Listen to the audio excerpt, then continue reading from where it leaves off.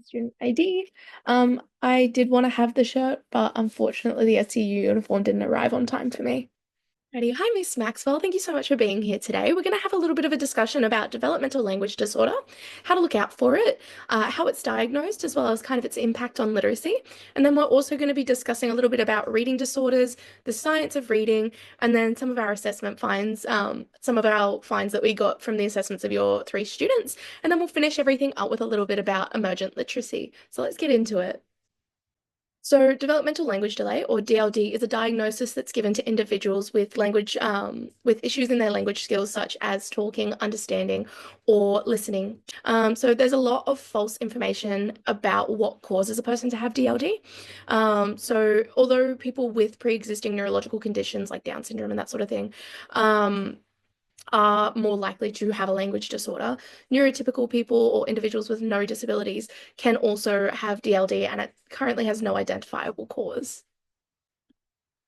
So, a few things that you can look out for as a teacher is when you're speaking to your students, just take notice if they're having a hard time, piecing together their sentences. Are they leaving words out? Do they use the wrong words? Are they keeping their sentences quite short? And it's also important to note if they can follow instructions and how often you have to repeat those instructions, because children with DLD often need their instructions repeated to them multiple times to understand, or they may just completely misinterpret even after repetition, and sometimes they'll just ignore the instructions altogether if they just don't understand. And then another key indicator to look out for is if they're taking visual cues from their peers to understand those instructions, or if they can just listen and act. And then finally, a child's social skills can also be an indicator of DLD if they avoid joining in discussions or conversations with their friends and peers, or even yourself. And there's a lot to remember about, what you can look out for. So I've got this lovely, I'll move myself, this lovely QR code here that you can have a look at. So, how do we diagnose DLD? Well, DLD needs to be diagnosed from a speech pathologist, and they'll often require a few things like a case history. And your students' parents may come to you for a bit of guidance around that case history, just on their child's classroom behavior. So it's excellent for you to know what to look out for. And then once the speech pathologist has this information, they kind of ask themselves three main questions. So, does this child experience severe difficulties with their language development? Do these difficulties have a functional and everyday impact on the child? And then finally, are these difficulties ongoing and likely to be lifelong, which is really prevalent in cases of DLD? And then to answer these questions, the child goes through some screening, which is essentially standardized assessment and observations, which is kind of what your students that we'll look at later did. And then if they do have any further concerns after reviewing those assessments, they may ask to do some more specific forms of tests, and then that can help them form a proper diagnosis and therapy plan for the child. And then the speech pathologist may also want to check the child's oral motor abilities and hearing. So that includes like their mouth coordination. And then obviously hearing, just to ensure that they're not experiencing any difficulties in other areas that could impact how they're demonstrating those language skills. So, DLD and literacy and their relationship. So let's just start by saying DLD is not a learning or literacy disorder in itself. However, people with DLD are approximately 6 times more likely to have a disorder diagnosis surrounding literacy than their peers. So there is a direct link that has been drawn from oral language skills to foundational literacy skills, which we'll kind of investigate in that next slide. But however, due to the receptive language struggles that frequently come with DLD, children can find themselves less equipped with spoken vocabulary, which puts them at a disadvantage when obtaining those literacy skills. So putting them more at risk of those literacy disorders. And then along with this, DLD can also impact a child's ability to engage with written or spoken material during their classroom learning when they would be obtaining an understanding of those foundational literacy processes. So this can be part of the reason as well why children with DLD are at higher risk of a literacy disorder. So let's just keep this kind of simple. So the direct link between oral language and literacy is vocabulary. And if a child is proficient with their oral language development and has a good spoken vocabulary when they're beginning to acquire literacy skills, such as reading and writing, they're definitely at an advantage due to the prior understanding that they gain of those words when they're trying to translate them over to text. So other beneficial impacts of oral language on literacy would also be that prior experience with spoken sounds of the words, which allows them to have potentially easier times with decoding a word or looking for patterns within words. Okay, so the science of reading.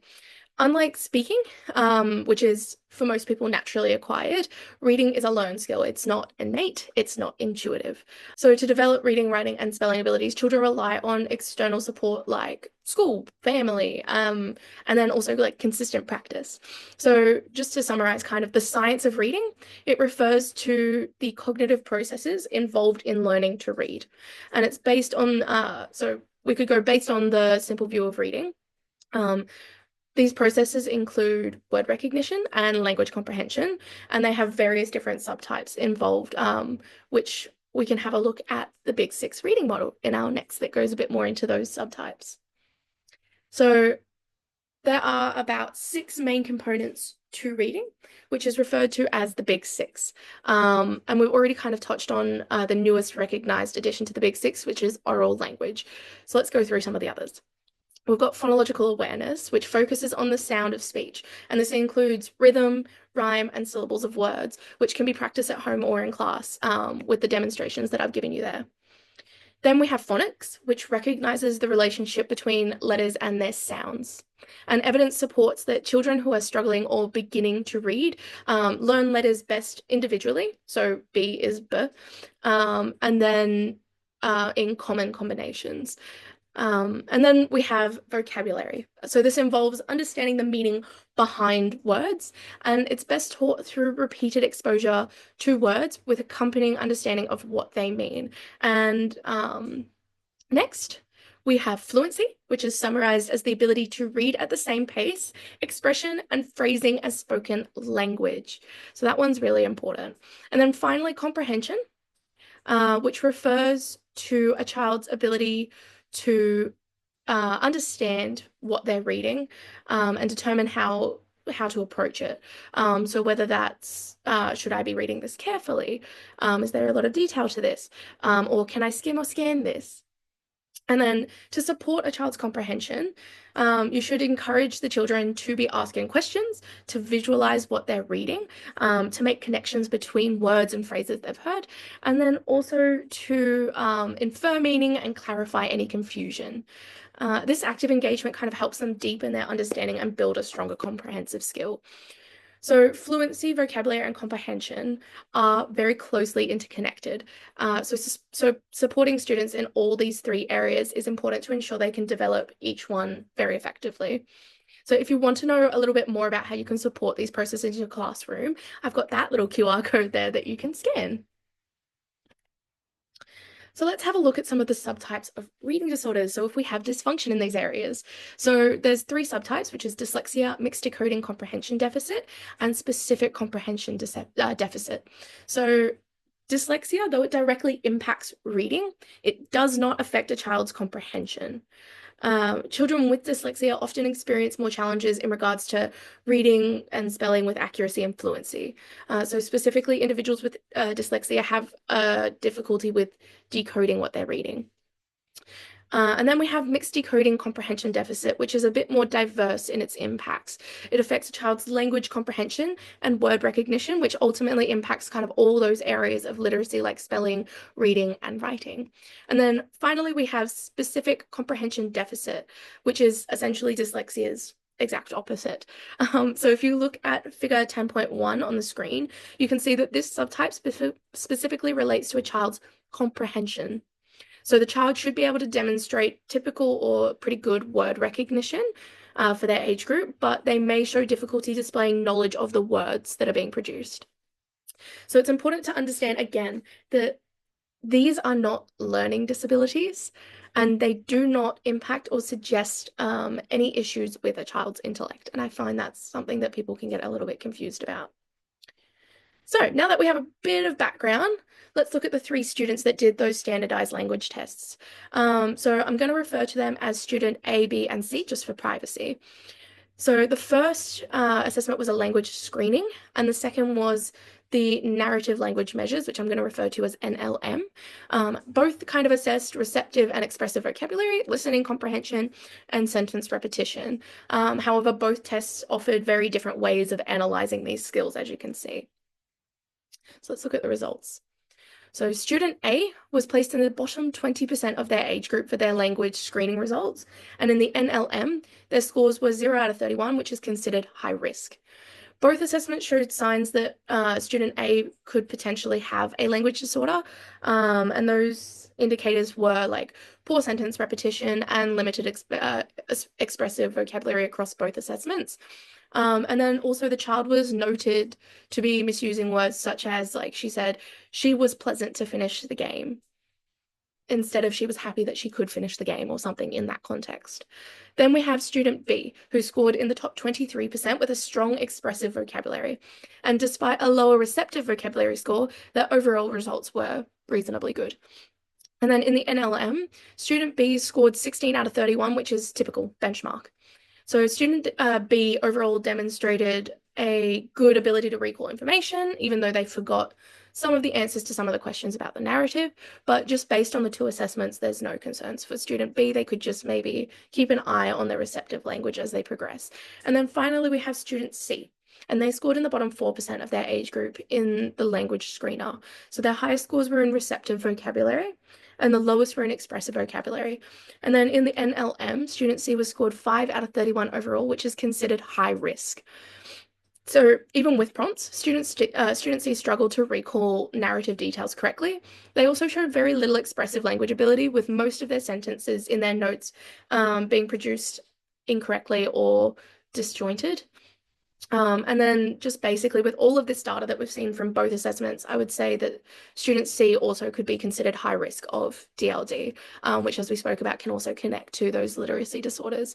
So based on the results, student A and C could definitely benefit from further monitoring, testing, and possibly support from a speech pathologist, just to support their language and their language and literacy development in the future, just to make sure there's no issues. So finally, we have emergent literacy, which refers to the knowledge, skills, and behaviors related to reading and writing that a child begins to develop before they enter that school age. So there's a lot of research that shows that from birth to 6, children build foundational literacy skills through their everyday interactions like reading and conversation. And this stage is known as the emergent literacy period. So during this time, children kind of learn by observing and interacting with adults and their peers who engage in those reading, writing, and conversational activities. So key components of emergent literacy include obtaining alphabet knowledge, oral language skills, phonological awareness, print awareness, and emergent writing skills. So these skills kind of support how children explore and manipulate language and how they interact with language. And there are a lot of different ways to assess a child's emergent literacy skills.